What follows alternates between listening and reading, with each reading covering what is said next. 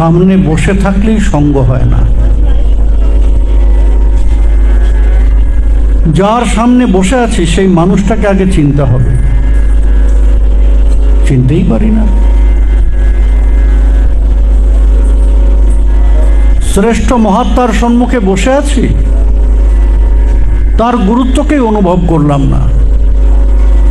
যে সময়টায় আমি অনেক শ্রেষ্ঠ কিছু প্রাপ্তির ব্যবস্থা করে নিতে পারতাম, সেই সময়টা অবহেলায় হারিয়ে ফেলি, তাই না? আমি গুরুদেবের কাছে যাব, একজন শ্রেষ্ঠ বৈষ্ণবের কাছে যাব, তস্মাৎ গুরু প্রপদ্যেত জিজ্ঞাসু শ্রেয় উত্তমম। যখন প্রশ্ন করব, সঙ্গের অনেকগুলো পর্যায় আছে, সঙ্গের অনেকগুলো পর্যায় আছে। শ্রী গুরুদেবকে, তিনি আমাদের সব কিছু, তাই না? বড় বন্ধু, অর্থাৎ তার সাথে সেই অন্তরঙ্গতাটা আমাদের থাকতে হবে।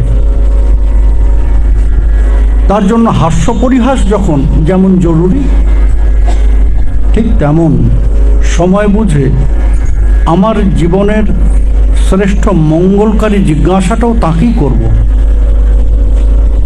তস্মাৎ গুরু প্রপদ্যেত জিজ্ঞাসু শ্রেয় উত্তমম। প্রশ্ন সবসময় করা যায় না, অন্তরঙ্গতা না থাকলে হঠাৎ করে গিয়ে প্রশ্ন করা যায় না, যায়?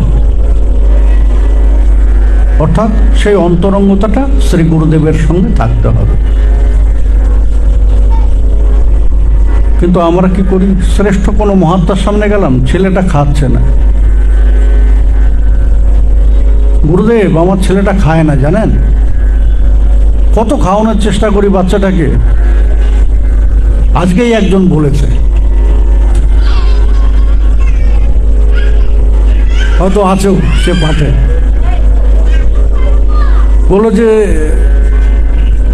সমস্যা হচ্ছে। কি সমস্যা হচ্ছে? না, আমার দোকানের স্টাফ থাকে না, যাতায়াত করে। আমি বললাম যে আমি ফ্রি আছি, আমাকে নিয়ে নাও।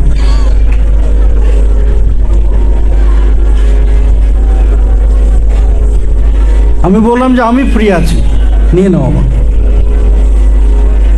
আমি যাতায়াত করব না। অর্থাৎ কোন কথাটা?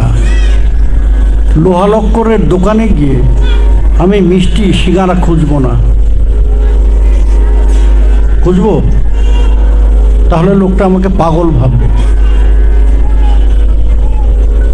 যদি হার্ডওয়্যারের দোকানে গিয়ে আমি বলি যে গরম দেখে সিঙ্গারা দিন, বলে হ্যাঁ দিচ্ছি,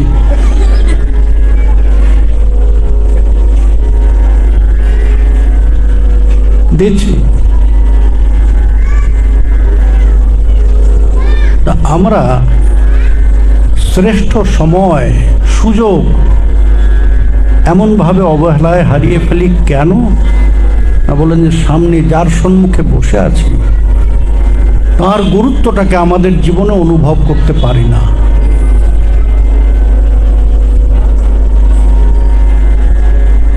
বলেন যে সব করব, তার মাঝে মাঝে আমার জীবনের যেটা প্রয়োজন, আমার জীবনের যে হিতকারী জিজ্ঞাসা, সেই জিজ্ঞাসাটাও তাকে খুঁচিয়ে আমি বার করে নেব।